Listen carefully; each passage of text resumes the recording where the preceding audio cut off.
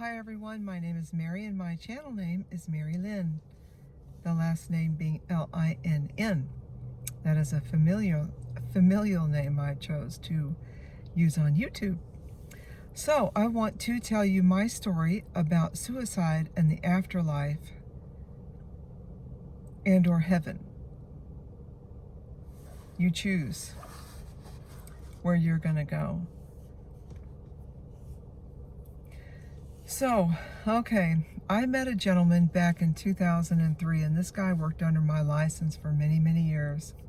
I dated this guy for about a year, and that did not work out for several reasons. But we did continue to be friends. You know how that is. You know, just that sometimes those relationships kind of never end.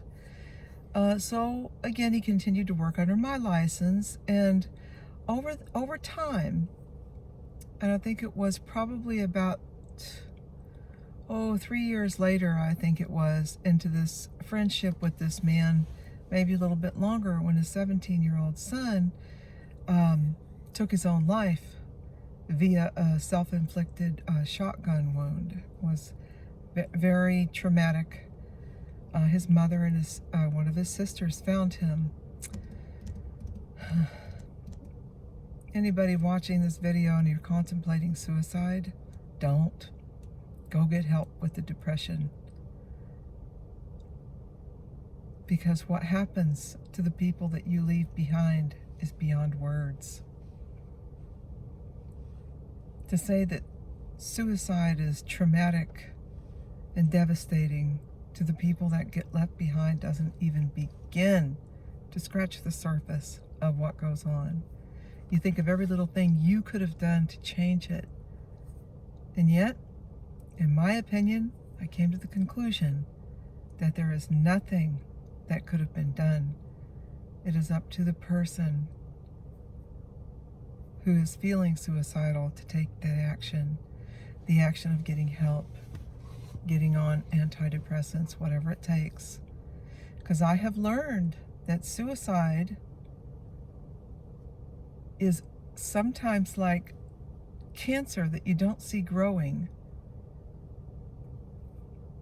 Cancer that silently grows ultimately can take our lives. And uncontrolled depression can do the same thing. And in my experience with suicide, that is what happened. So, this man's son takes his own life, and then a few years later,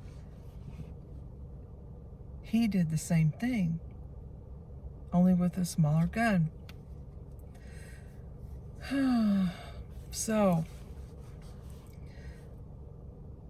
I'd gotten to know this guy very, very well. You don't spend 8 to 10 years somebody coming in and out of your office on a daily basis and not get to know them very, very well. Those things being said, after he passes away, I'm in my living room, and I think I'm working my arm weights, and I'm feeling it, you know? It was a horrible thing. And again, when somebody commits suicide, all you think about is what you did wrong, what you could have done to change it. And for those of you watching this video, just know there is nothing you could have done. Nothing. It was their time to go. Now, on to my story. What happened in that living room that day is I'm doing my arm weights, and all of a sudden it just whoosh, like a blanket coming over me. I feel an overwhelming presence of grief, great grief, and a tremendous amount of sorrow and absolute suffering in that grief. So, and I felt what was being said is, "I'm sorry." And I knew that it was him.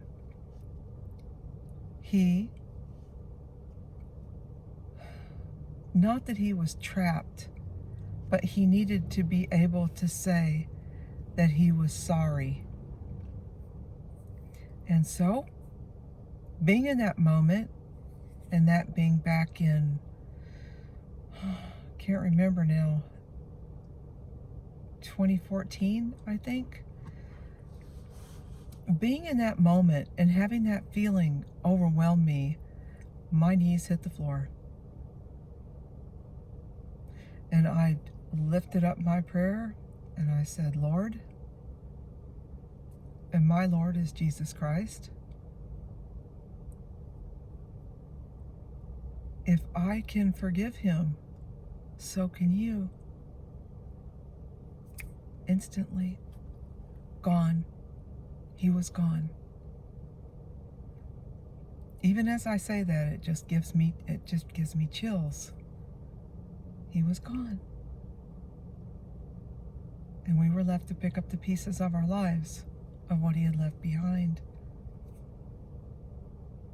Moreover, his family, more than anybody, his children, his daughters. Okay, so the point is, I prayed and asked the Lord to forgive him as I had done. And apparently the prayer was honored. So now it gets more interesting. I don't remember how long after that feeling in the living room of his sorrow and sadness to the time that I had this, what I know now to be a vision and not a dream. What I received was a vision of him. And he was soaring through heaven. And he was saying, beautiful.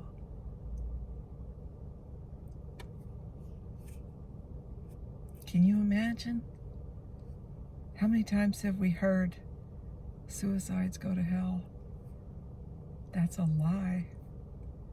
That's a lie out of the pit of hell. It is not true.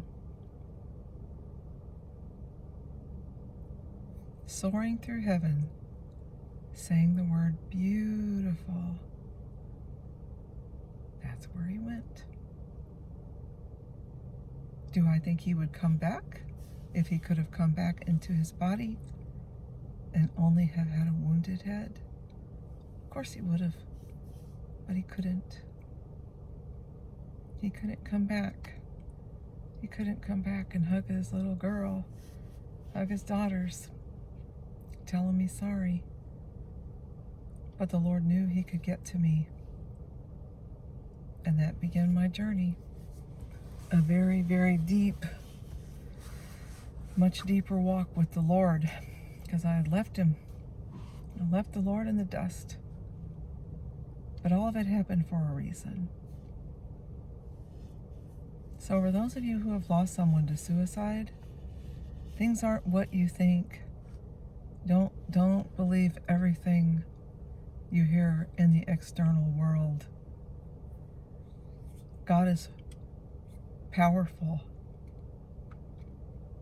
Jesus Christ came to seek and save that which was lost. There's a lot that goes on the other side, and what you do here right now in this life really matters. If you've got depression, go deal with it. Get somebody to help you out. And for those of you who have people that slipped away, don't blame yourself, because there's nothing you could have done. It's just their time to go. And then God deals with them. They go home. They go back to where they came from. People who commit suicide don't go to hell. Take my word for it. That is a lie out of the pit of hell itself. Never forget what God said. And he said it through his Son, Jesus Christ, his only begotten Son. For with God, all things are possible. You have no idea just how deep and powerful the love of God is. Consider what he allowed his own son to go through.